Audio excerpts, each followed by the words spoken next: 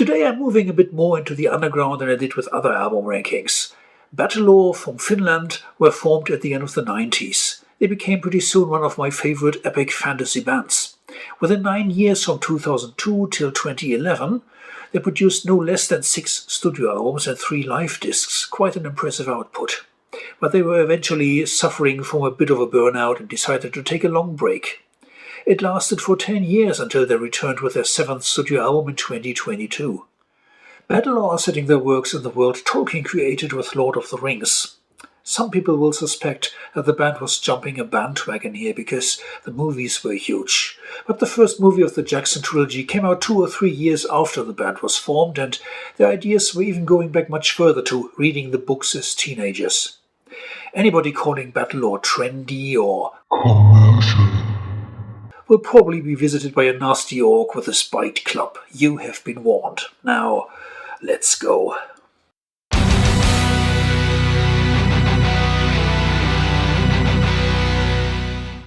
Evernight is my least favorite Battlelore album.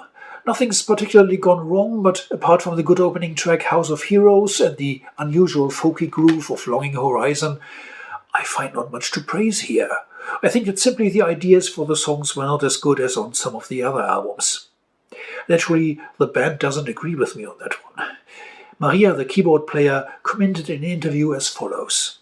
Compared to Third Age of the Sun, Evernight is darker and musically more experienced. The songwriting turned out to be more progressive than on any of the previous albums. It's not as easy to listen to as one possibly thinks. The atmosphere has changed compared to Sword Song. Melancholy is always present.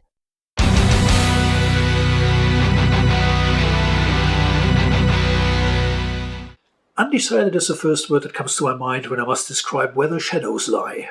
The debut album is a mixture of exciting ideas and some less successful attempts. Typical for beginners, of course, and it helps to understand where the band comes from. They are trying different things here, not knowing exactly yet what the typical Battlelore sound would be a couple of years later. Shadowgate, for example, is an experiment with modern industrial sounds, whereas more melody-driven tunes like Journey to the Undying Lands and Khazad-dûm have a certain nostalgic charm even if they improved that style later.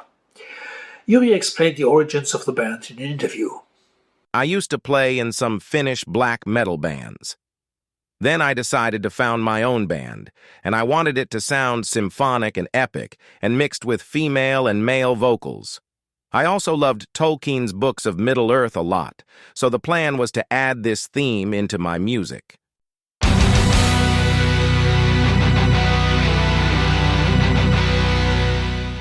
After the second album, the band underwent several lineup changes, and thus the third album became a kind of new start for Battlelore.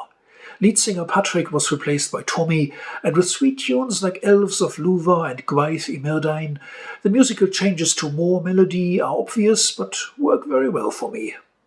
Actually, I'm surprised that afterwards there were no more changes and the band members remained together until today. With 7 people who all have their different day jobs, because you don't get rich with this music, it must be a real struggle to keep it going.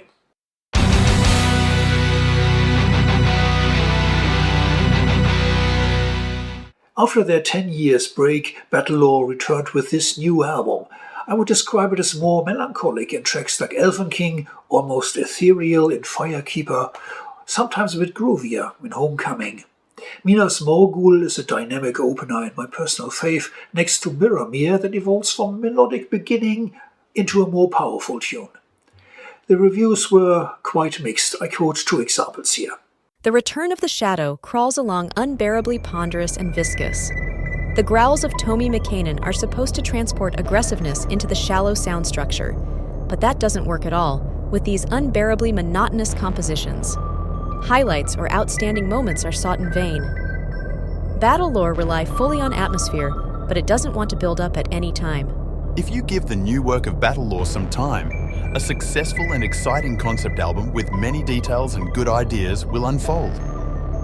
The epic and somewhat faster Orcrist and True Dragons should be mentioned, while most of the material is rather calm and thoughtful. But also tracks like Firekeeper or Mirrormere with its dreamy beginning reward your patience and unfold into real gems. To me, Return of the Shadow is definitely different from the old days. Despite female vocals and storytelling, Battlelore never were one of the operatic bands like Delane and Within Temptation. Tracks like Minas Morgul and True Dragons remind us how heavy and grounded Battlelore still are, but the operatic side grew stronger. Some fans may wish for a few more fast songs. Well-deserved place in the middle of my ranking.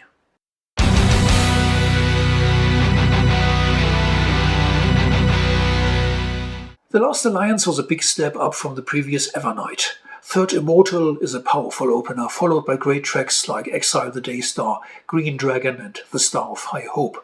What's not to like?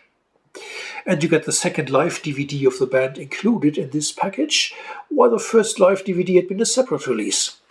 Nice touch.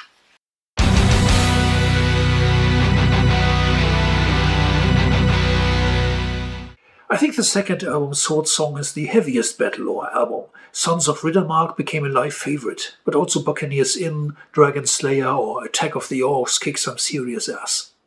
There are less slowdowns than on other albums, for the atmospheric, quiet moments like Horns of Gondor. Battlelore had a much clearer direction in their music now than on the debut. The Curse of the Kings drags a little at the end, though they could have created a stronger finale, so only number 2 for this one.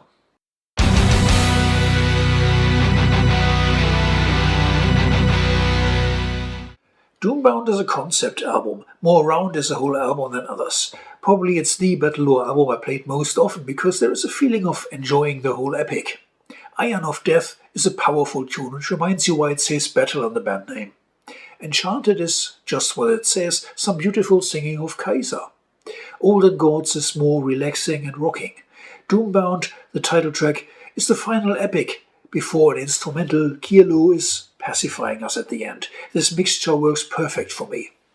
If I call Doombound the best Battlelore album, it's not for 2 or 3 particular greatest hits, but listening to the whole record is closer to a cinematic experience than ever before. Thank you for watching.